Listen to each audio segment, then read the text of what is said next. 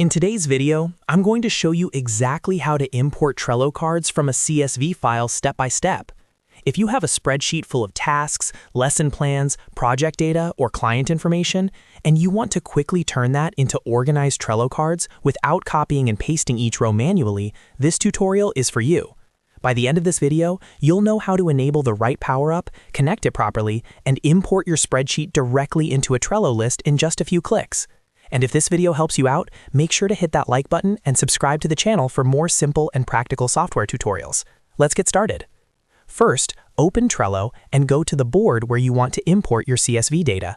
Make sure you're inside the correct board before moving forward, because the import will happen directly into one of the lists on this board. Once you're inside your board, look at the top menu and click on Power-Ups. Power-Ups allow you to extend Trello's functionality with extra features, and importing from a CSV file requires a specific power-up. After clicking on Power-Ups, select Add Power-Ups.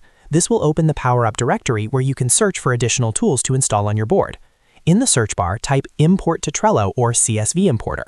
Look for the option called Import to Trello, which is a free CSV import power-up. When you find it, click on it to open the details.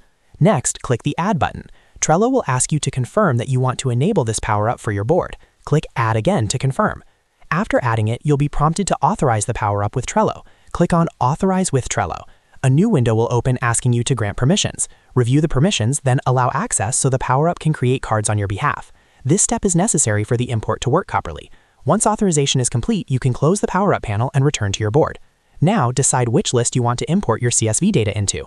Go to the top of that specific list and click on the three dots or List Actions menu. From the drop-down options, click on Import to List. This option appears because we enabled the CSV import power-up.